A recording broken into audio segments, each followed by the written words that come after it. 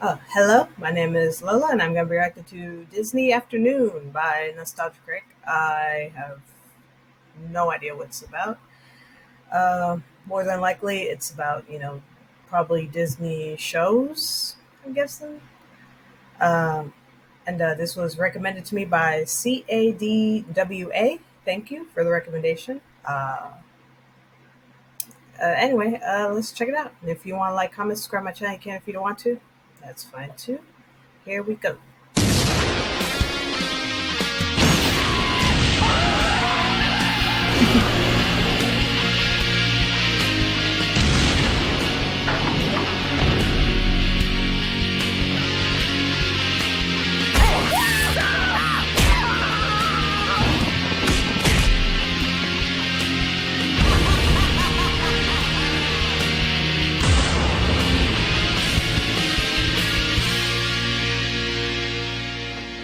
Oh boy, oh boy, oh boy, oh boy, oh boy! Yes, yes, yes, yes, yes, yes, yes, it's my favorite time of the day.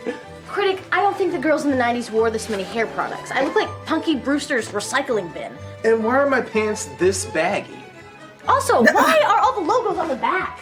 It's all part of the experience. Now sit down before it starts! Before what starts? You're just pressing play on the DVD player. You don't understand. This is the Disney Afternoon. There's a certain ritual to this. We act like we just got back from school, throw our belongings on the ground for our mothers to pick up, surround ourselves in high fructose corn syrup, and reward ourselves for dealing with the mental scars of our tremendously flawed education system. Wait, aren't you talking about Disney's One Saturday Morning on ABC? Fuck Disney's One Saturday Morning on ABC! That was just a carbon copy cartoon cock comparison compared to the Disney Afternoon. Hey, Pepper Ann was good. Okay, maybe one. And Recess was decent. Yeah, if you want to get technical. And Kim Possible? Well, Kim Possible, obviously, but And Proud Family? Who's dissing the Proud Family? Nobody disses the Proud Family while I'm around. And there was also that other show, Doug. Yeah, that was a pretty good cartoon series. You can't deny that must have had some sort of impact on your life. What you're both missing is that the Disney Afternoon had a timeless sense of magic and wonder that was the perfect welcome home from a long day of schoolhouse popularity or awkward social punishment. So, if there's no other comparisons to lesser forms of art, Can't feel my teeth. we'll go ahead and get started. For the first time ever from 1990 to 1997, Disney took some of its hit syndicated shows and ran them with all new material in a 2-hour block called the Disney Afternoon. Sure, there were some reruns and specials featuring the old classic Disney cartoons before then, but this was the first time Disney put a slew of new programming back to back in one glorious lineup. Most of it timeless, some of it not so much. But we'll get to that when we get to that. Let's look at Disney's first installment, Gummy Bears. Gummy bears, bouncing here and there and everywhere. High adventure that's beyond. And yes, the first thing you're thinking pops into everybody else's head too. Why and or how do you make a show based on a fruit snack whose head and limbs you disturbingly bite off? Well, despite such a distracting commercial tie-in, the show surprisingly wasn't that bad. A lot of that had to deal with its bright colors, fantasy-focused environment, and a theme song sung by the most easily excitable group ever. Just listen to how into it these guys get. It's impossible not to get sucked in yourself. High adventure that's beyond compare. They are the gummy bears. They take pride in knowing the fight for what's right in whatever they do. Gummy bears, bouncing here and there and everywhere. High adventure that's beyond compare. They are the gummy bears. They are the gummy bears. Little known fact, the singer actually died on that very last note. He was that into it. They are the gummy What? bears.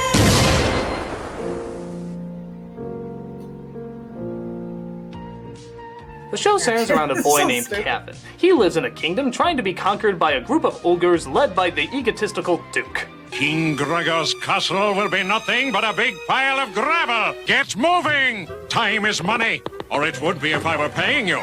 Truth be told, I always thought the Duke through most of my childhood was just Skeletor before he lost his flesh. In fact, maybe this all takes place in the same universe and Skeletor is just the Duke's ghost. Tomorrow, the world!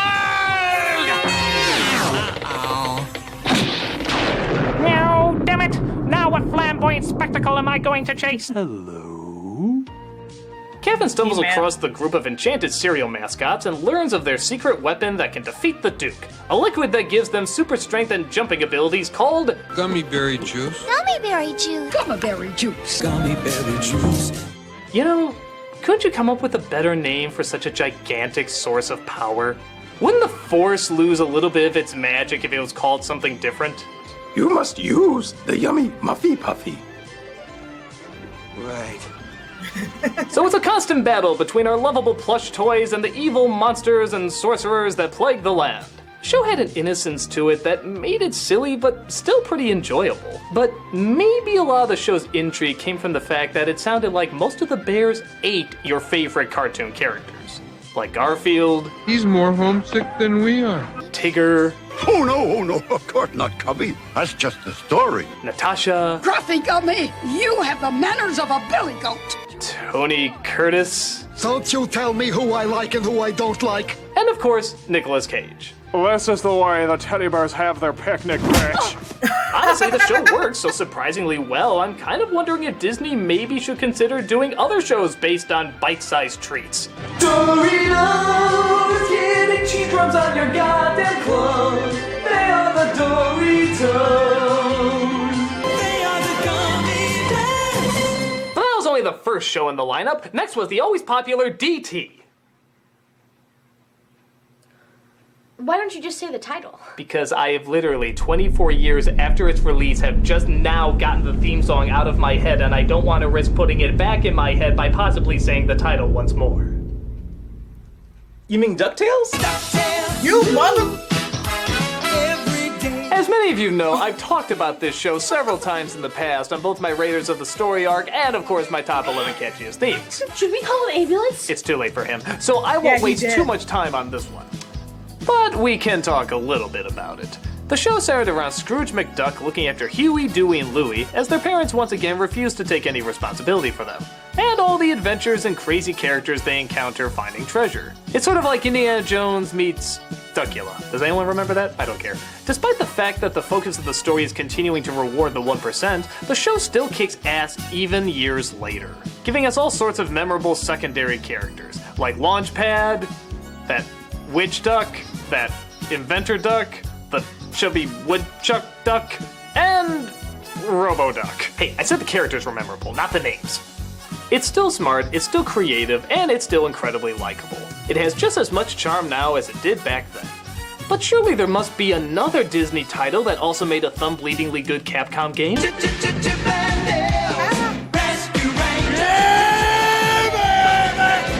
Now we're talking. Chip and Dale's Rescue Rangers was the famous chipmunk duo forming a team to help and save anyone in danger. Think of them as an anti-Pinky and the Brain. I'm Chip, and I'm Dale. You know Chip and Dale, of course, but on top of that there was Gadget, Zipper, and Monterey Jack. And while these characters were memorable and extremely likable, it did suddenly make me realize the traditional team formula that lingered over most kids' shows. For example, you have the inventor, you have the muscle, you have the leader, you have the goof-off, and of course, the little cute one that's just so darn adorable. But let's be fair, this is when that formula was just starting to be put into effect. And give the show credit for putting two popular characters on a team instead of just keeping it two people whose real voices sound like Babs Bunny and the crazy taxi guy fighting over the same woman. I gotta hand it to you, Gadget. You were right about Tom after all. I always believed in you. Ooh. Most of their time was spent fighting off evil schemes, usually from the diabolical Fat Cat. Hello, my galvanized feline friend. And surprisingly, he has no political tie-ins despite the fact that his name is in fact Fat Cat. Though I guess he does look a touch like Christopher Christie. My $1 million dinner, gone down the drain! While we're on the subject, did you know that Chip and Dale were actually modeled after Indiana Jones and Magnum P.I.? God, wouldn't that have been a totally different show if it matched their personalities too? You stood up to be countered with the enemy of everything that the Grail stands for. Who gives a damn what you think? Hey, did you come here just to abuse me? The characters allow for a lot of inventive storylines and ideas. Like Gadget, being the Rowan equivalent of MacGyver. I mean, good God, just look at half the things she makes. Gee, Gadget, didn't you bring me brakes on this thing? Don't be silly, Chip. Of course I did. But they fell off a few blocks back. Hey Tamara, can you make a car out of a skateboard and a hairdryer?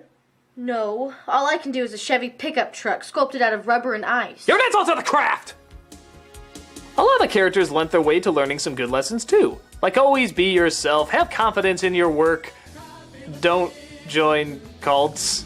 Yeah, there was actually an episode about the dangers of following a cult. And I think like most kids around my age, found out what a cult was by watching this episode. Hey, it's better than finding out other ways. He had more cheese wedges than he could count, but he's far richer in spirit now that he's giving up all his wealth to be fizzed. It's actually pretty clever social satire. A group of mice mistake a cola commercial, you know, the ones that always say you don't belong unless you buy our product, and they turn it into a literal interpretation. Ah, we were all lost once before we found the cola cult. And I'll be damned if I can't remember one algebraic equation from all my days of school, but yet years later, I still remember every fucking word of the Cuckoo Cola song. Come along, you belong to the fizz of Coca-Cola. Get to the store and take all you can carry. Then we got the flavor of Christmas Day. You belong with Coca-Cola. It was cute, it was clever, it had characters we could never forget, it was a whole lot of fun. After Chip and Dale wrapped up, we then moved on to a show with a familiar character who's a bumbling pilot with his gigantic plane and the timeless environment that he inhabited. I'm talking, of course, about the Jungle Book. Let's begin. What? Tailspin is arguably one of the strangest setups. Not because of the plot itself about a delivery pilot who battles air pirates along with his sidekick Kit, but why the Jungle Book characters? It's like having the cast of Bambi in a film noir. It doesn't add up. Well, maybe part of it is that, surprisingly, Jungle Book, after inflation, was the 4th highest grossing Disney film at that time. So I guess they figured it made sense to give them their own show. But even then, there's only 3 characters that ever made it in, Baloo, Louie, and Shere Khan. Where are the other guys? Wouldn't it be great to see Kaa in there? Or Kaa? But then again, to their credit, maybe that's all they needed, as the rest of the characters stood on their own quite nicely. Kid was sort of the everyday kid you wanted to be, especially when he was flying around on that glider thing. He's kind of like an adorable green goblin. I mean, more adorable than he already is. Blue told me never to talk to strangers, and I've never met anybody stranger than you. Cute kid. There was Rebecca, who ran the business, who a lot of people didn't like, but honestly, I think she's a perfect comic foil. Just look at all these reactions when Baloo tries to disguise his friend as a scientist. Guten Tag, bonjour, how you doing? What are you doing in that getup? Ach, you have me confused with someone entirely not myself. I'm Dr. Sven Philippe Gesundheit, BVD. You mean PhD? Oh, that too. She even plays along in finding ways to teach Baloo a lesson for trying such a lazy scheme. Just checking to see if you've landed on Mars yet. Yeah, and it's bedtime here. You should be out there exploring, collecting specimens. Now, don't you dare come back without a cargo hold full of plants and animals. Oh, and while I have you... I don't know. She never bothered me. What did bother me, though, was her kid, Molly, who was sort of like a Webby 2.0. I'm not Molly, I'm Danger Woman. Here to inspect my secret headquarters. She was just as annoying, just as cutesily pandering, and just as inconsistent in her appearances. Sometimes Rebecca needed a sitter for her, other times she was nowhere to be seen. Where the hell did she go in the middle of those episodes? I think she was just an unused gummy bear that they decided to fit in somewhere. You stay away from my mommy. Molly! Needless to say, any episode centered around her definitely needed more air missiles falling in her direction. Just wait till you tune in next week. Same danger time, same danger... And then, of course, there's Don Carnage. Don Carnage knows all that a feared pirate needs to know, you know?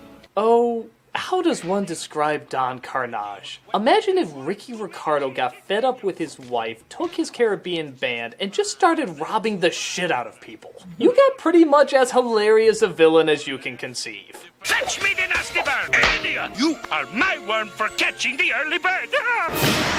What a lousy place for a wall. How is it this guy never got a spin-off show? He's fucking hilarious. And I know what you're thinking, yeah, he's a pirate, he's a bad guy, so that would be good for kids, but hey, pirates were kind of the first forms of democracy. I mean, come on, all his pirates have different accents, and hell, I think Don Carnage has like 8 different accents in his one voice. You had better get that annoying bird back here if you ever want to see sociable insecurity. It's teaching kids about being together with all sorts of different races, even if you are a million different races in one somehow. It can work. Disney, make it happen. Oh, little britches. Say it isn't so. For such a strange combination of characters and timelines, Tailspin had a great feel, charming characters, and enough air battles to keep any kid happy.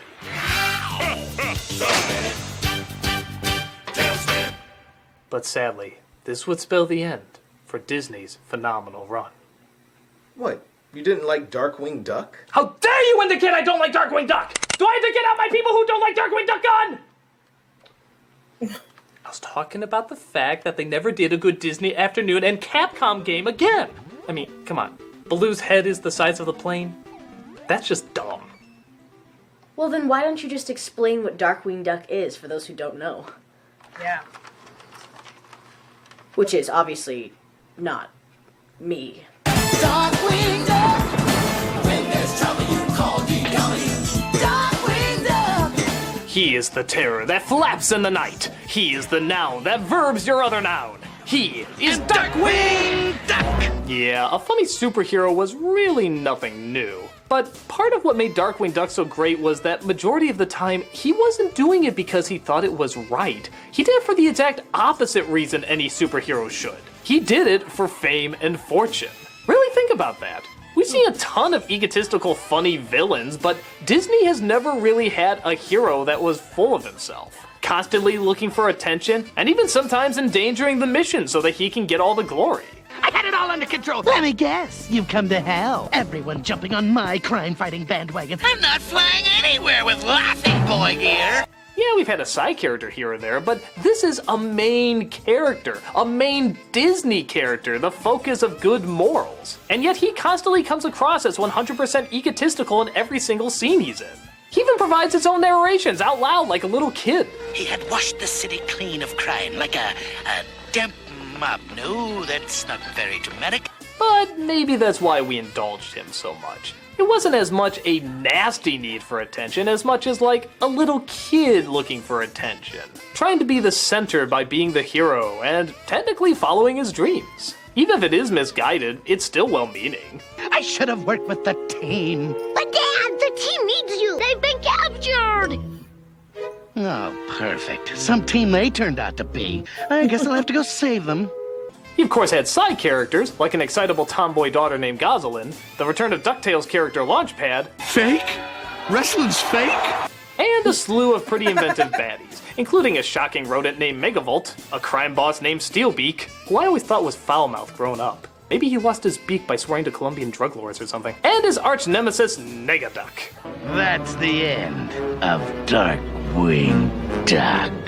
Little known fact, Jim Cummings' voice as Negaduck kills 5 puppies every single time he speaks. I get the loot. Why? Because I said. Oh, yeah, that makes sense. Put it that way. Also, in my opinion, Darkwing was the first time we had a legitimately unique kid character in the Disney Afternoon. Not that the past ones were bad, but they were just kind of the typical nice, kind of troublemaking generic kids. There is only one Gosselin. She is wild, she is funny, she is always part of the action. You'll get your own comic book out of it. You better call off Winnie the Ghoul right now. You aren't taking that lying down, are you, Launchpad?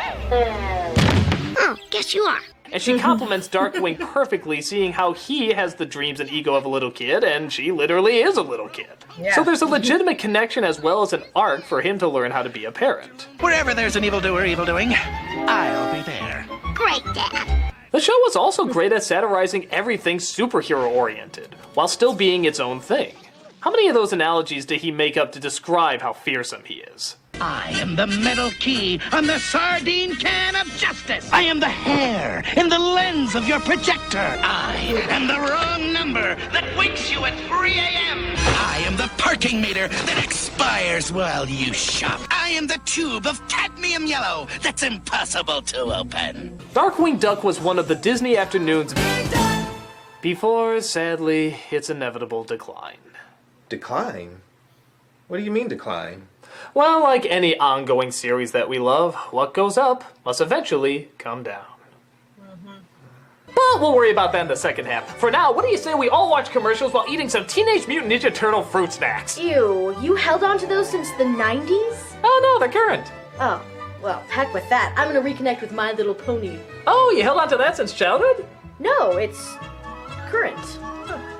Well, I'm gonna reconnect with my nostalgia by playing with my Transformer. Did you get that out of your attic? No, it's current. Well, let's do something that's not current by watching children's cartoons while talking over them.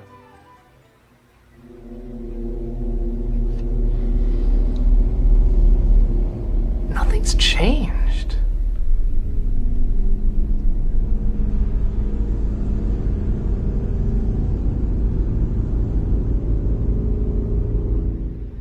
Oh, that was creepy. Ooh.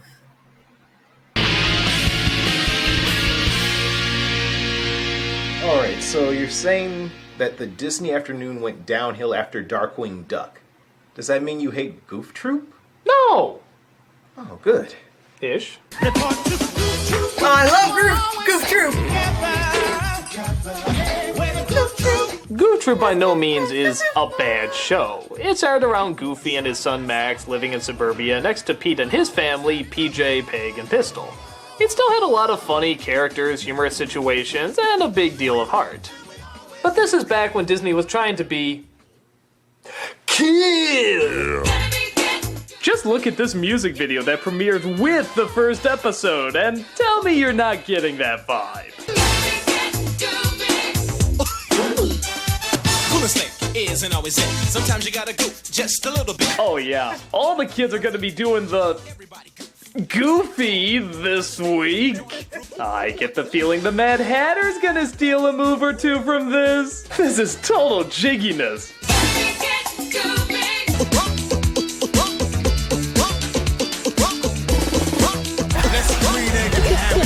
What's this? Aside from maybe Kit wearing a backwards hat, which even then you could argue keeps the hat on better ways flying, the past Disney shows had a timeless feel, just trying to tell good stories with good characters. And aside from this Wonder Bread, there's still this very strong indication that Goof Troop was the first time the Disney afternoon was trying to be hip and with it. Give him the shades, have him ride a skateboard, have him be totally embarrassed by his dorky dad because the 90s are so anti-authority. Bubble tape is not part of a well-balanced diet. Because of that, Max is not exactly the most interesting character. He's sort of just some 90s stereotype kid we saw in most shows and movies around then. No problem. First step, 200 gorilla burgers. He's cool, but he can screw up. He has attitude, but possesses a good heart. He has a rocket hairstyle, baggy clothes, and he's into anything that's extreme! I feel like I'm losing the cherry on my sundae, the foam on my root beer. But to the show's credit, he's not annoying per se. There's just not much to him. For me, the real focus of the show was on Pete's family. I wish the show was just based on these guys. This is where the real comedy gold was. Playing sick, eh? Well, you can't fool me, see? I was a fool way before you were born. You have an overbearing father, a completely neurotic son, a half-kind but half-threatening mother, and a psychotic little daughter. Seriously, who names their kid Pistol? Now go out there and uphold the family IQ. I loved these guys. I wanted more of them. In fact, why couldn't they have the title of the show? Call it Pete Beat. Okay, title needs to work, but you get the idea. I think because shows like Home Improvement and Family Matters were just as popular with kids as they were with adults, there's this big push to throw away the wild imaginative worlds and stick to the all-too-comforting, all-too-boring realms of suburbia. And what fun is that in an animated show? At least for kids. I mean, what kind of adventures ever happen in suburbia?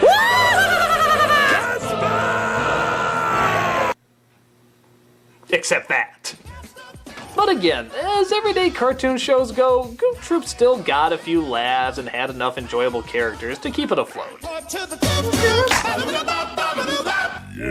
Bonkers, on the other hand. Yeah, totally nuts. While more city-based than suburban-based, Bonkers' problem wasn't that the location was horrendously passé, it's that the idea was horrendously passé. Now, tell me if this setup sounds familiar. A tune and a cop. Roger Rabbit. Yeah! You don't really need an explanation after that, do you? As soon as you throw in a tune and a cop, that's the first thing you're gonna think of. But hey, maybe it'll be cool. Like, remember how great it was to see all those famous cartoon characters walking around? With Disney's endless library of unforgettables, surely we'll see some of them here, right? Well, I saw the Mad Hatter in the opening. I saw Dumbo for a second. They're watching Darkwing Duck on TV. That doesn't count! And literally, there's a whole episode where Mickey Mouse is kept in a carrier cage the whole time, and you never see him. And I mean, never see him. Roll over, boy. Roll over. Beat the cage. Okay, here's a hard one. Play dead. What is the purpose of having Mickey Mouse on your show if you're never going to show him? Did Mickey just want more money? Will he not come out of his trailer unless they doubled his salary? Tell those sons of bitches unless they want to animate a fifth finger for me to flick him off. I want more dough! And surely Bonkers, the main character of the show, would in no way be so annoying you'd rather smash a hammer against your ears to experience a more pleasant sound. Electrocute me, burn me to a crisp, and blow up the police station? Where did I go wrong? Oh, how did I fail my pet? Yes, Bonkers was kind of like a mix between the Garbage Pail Kids and Snarf, yet somehow they thought audiences would want to return to this. We have to guard a corkscrew and a nasty imposter. How could those little monsters do this to me? I trusted them. Even the side characters, one of them being a stick-in-the-mud cop who has no sense of humor. Roger Rabbit. I know! It's a little confusing because at least in Roger Rabbit, it was live action and animation. Here, it's all animation. So the wonder if it doesn't really stick out. I mean, yeah, you get the idea that all the drawn people are supposed to be real people, but let's say they come across a cartoon of Aladdin. You wouldn't know which one was supposed to be the tune and which one was supposed to be real, would ya? Which is why, I'm sorry to say, kids, there will never be an Aladdin and Bonkers crossover. Aww. Even Animaniacs, who share the same time slot, took a pretty mean dig at it every once in a while. No wonder you like that Bonkers show. That junk's rotting out your brain there. It wasn't funny, it wasn't creative, pretty much everything about it had already been done before. It was a show that was in desperate need of an eraser. Wherever you are. And thus, Disney would never do anything different, anything original, or anything groundbreaking ever again. Okay, one. Gargoyles, like DuckTales, I've talked about many times before, so I won't dwell too much. But looking back at the other shows Disney was turning out and how safe they were playing it for a while, it hit me more and more just what a unique risk Gargoyles kinda was for them. It was their first straight-on serious show. And their TV animation, which hadn't really done anything quite this heavy or dramatic, stepped up its act and really gave something that Disney shows weren't doing at that time, and debatably haven't really done since. It didn't need a hip-hop theme song or popular catchphrases to be badass, it just had to be badass to be badass. And that came from its strong heroes, its complex villains, and its dark, grim style. Also, half the cast of every Star Trek series ever made helps too. It was a fantastic show, and we loved every single minute of it. Why? Because never once did it ever rely on any sort of cheap Disney gimmicks. We had Aladdin for that. Arabian Nights, like Arabian days. I'll try not to step on too many toes, as I know a lot of people like this show. And in all fairness, it's not a bad idea for a show.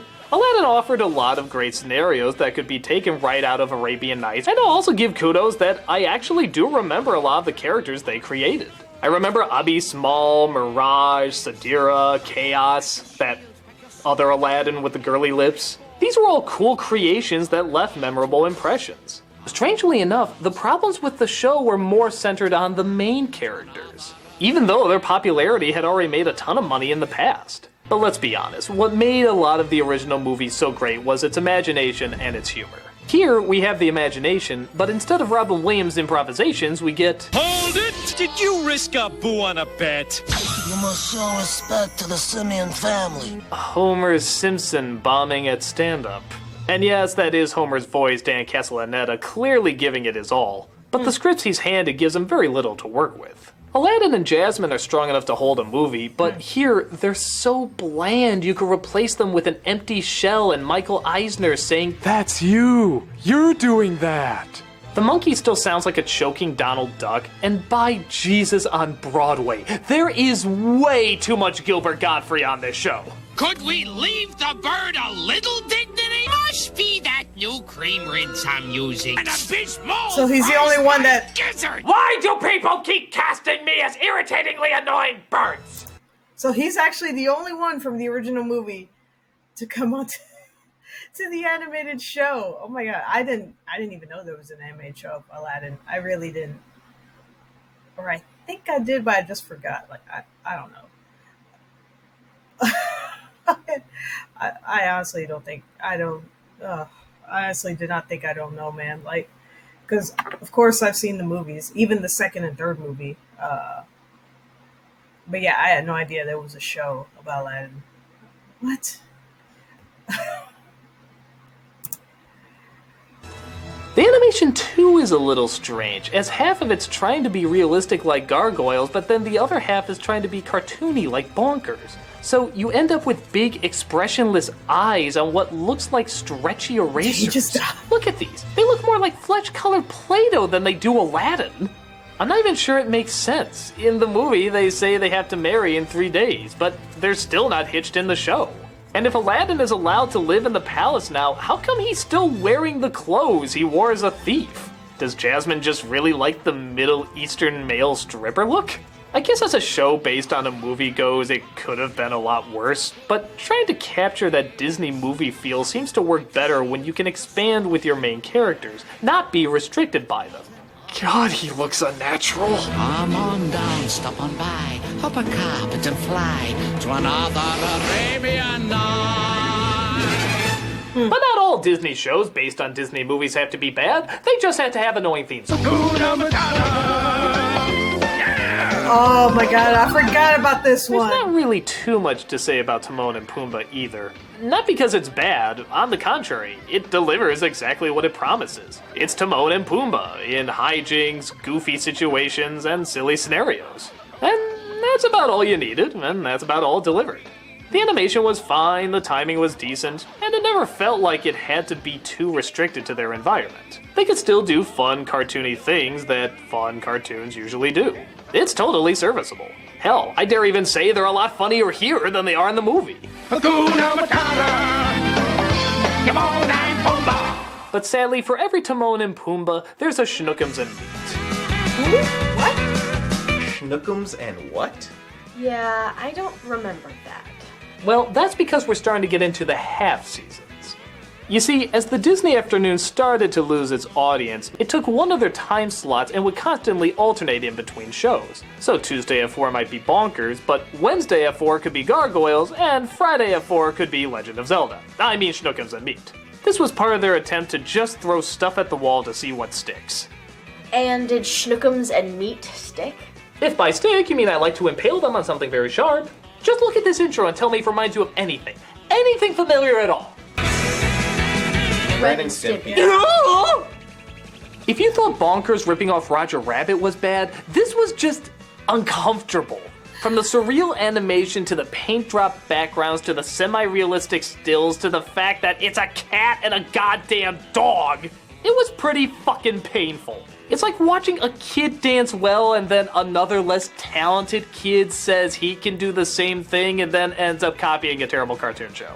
And let me tell you, if you thought Bonkers was annoying, take a listen to this. I protect the house from intruders. Oh, yeah? Well, I think you're too stupid to know otherwise. Okay, I am not stupid. I am not stupid. I am not stupid. Hey, did you hit him again?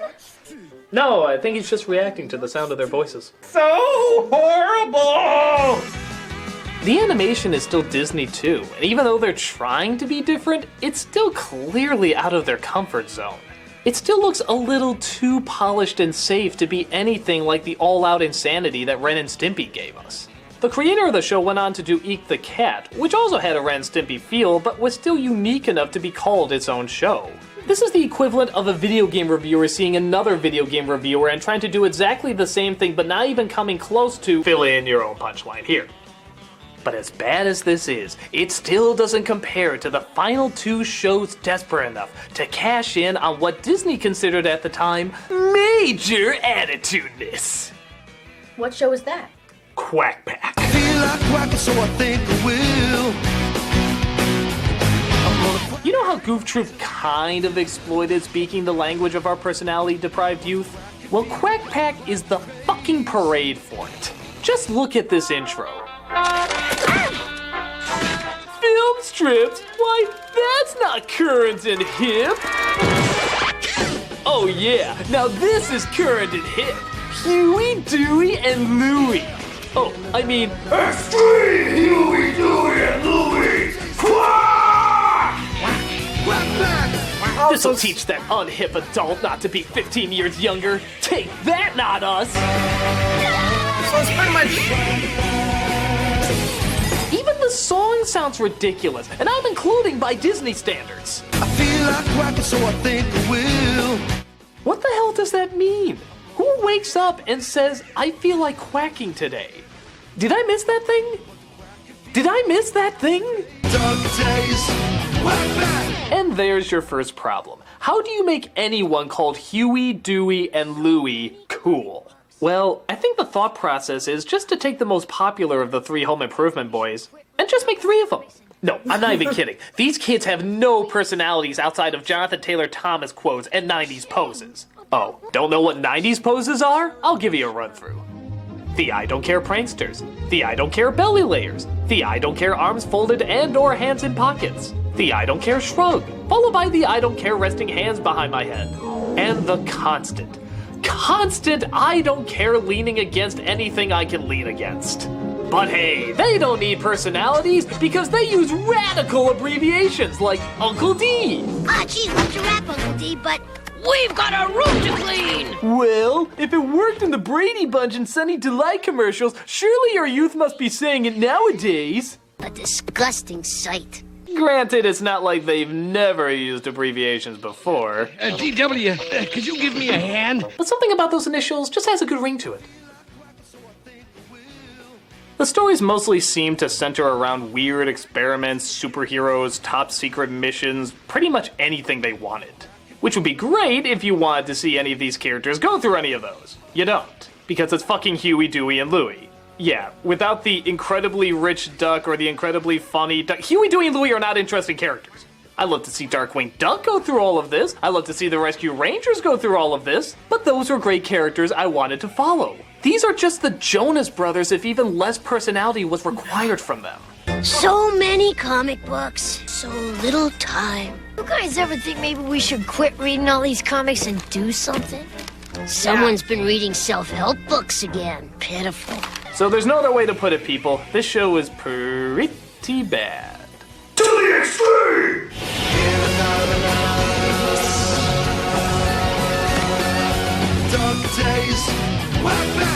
So after their attempt at making has-been ducks look cool, they tried something different? Oh, Malcolm, that would indicate that Disney would not be 5 years behind what's popular. And in the late 90s, they were all about that. Enter the Mighty Ducks!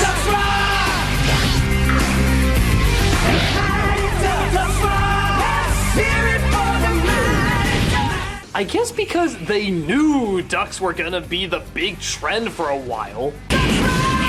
Yeah, everyone's gonna be saying ducks rock this year. This'll be much better than Fish Rule or Logs Are Totally Radical Tubular Some. We were given a show based on a movie 5 years old that had nothing to do with the movie that was 5 years old. In fact, the connection is so vague that you kind of wonder how the hell they got this set up. It's actually kind of intriguing. Hey, I'm an inspiring show creator, and I wanted to make a series based on the Mighty Ducks. The kids with the hockey team? Yeah! I love it! Except, can we make the kids ducks? Well, it is a kid show, so I guess that's okay. Hey, can we make them teenagers because little kids wanting to be teenagers is really big right now? I suppose. And can we have them fighting aliens in another dimension where there's nothing but ducks and hockey is more of a side thing? That has nothing to do with my idea. But it has everything to do with my idea. I'm glad we found a compromise. Hug me! And yes, that is the story. They come from a dimension where everything is obsessed with hockey. Heck, even the asteroids look like hockey pucks because they didn't want to seem uncool. And dimensions are crossed between our world and a world populated by ducks. Oh, sweet Jesus, it's Howard the Duck all over again. Quick, hide your squeaking Tim Robinsons!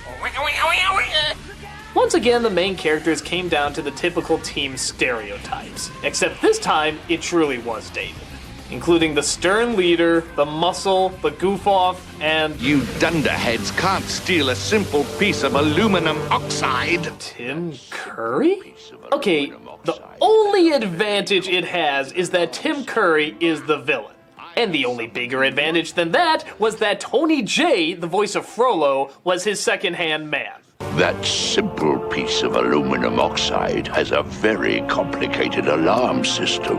Okay, I am totally pro Tim Curry and Tony Jay sharing any scene under any circumstances. The battle is on to see which one of our voices can get women to orgasm first. Well, that should be easy. My voice is 10 times deeper. But my voice is so much sexier. I can make the phone book sound juicy. I can wear women's clothing and still be hot. We can even sound sexy, saying the most non-sexy thing ever. Ducks rock! God, that really does suck the cool out of everything. My rolling Congo is sounding good about now. Like I said, it was stupid, it was painful, it was beyond force, and it was the final nail in the coffin that killed the Disney afternoon.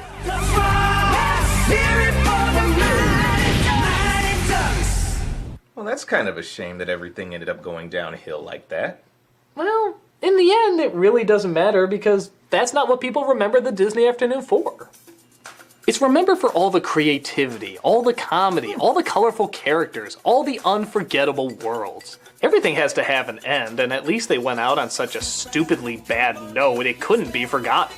The people who remember the Disney afternoon remember it as something to look forward to after school, the shows that were there to greet them after such a long day.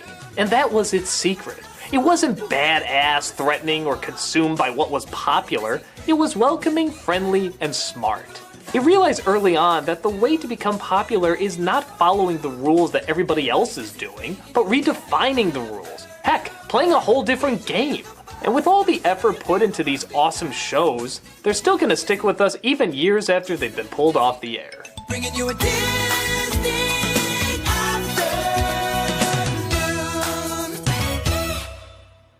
Well, Disney afternoon is over. Now what do we do?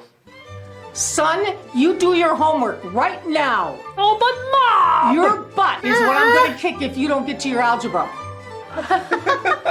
Oh, you gotta do your homework. You too, Malcolm. Mom? That's right, you better get your butt busy right now. Yeah. You got my mom? No, I wanted to be authentic. Wait, did you get mine too? No, she was all the way out in California and I was too lazy to get a ticket. So I got your grandma. Yo, lady, you be getting your ass into them books, or I'm gonna be getting this fist into your eyes. Well, I got a grandma. Don't make me whack my boot upside the downside of your backside. Wow, she's like the white-black grandma we all have. Ducks rock! I'm the nostalgia critic, and playtime's over. Go do your homework. Aww. While listening to music, because of course it helps you study so much better.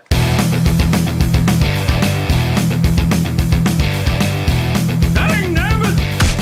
Ow! White black grandma!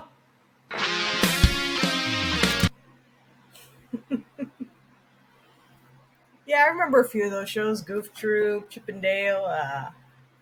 DuckTales, even Gargoyle. The rest, I really don't remember. Like, what? Yeah, I don't remember the rest of those. That's crazy that, man, they had a show called Mighty Ducks. At first I was like, huh, is it gonna be like the movie? Turned out kind of no. The only part that came from that movie was the hockey.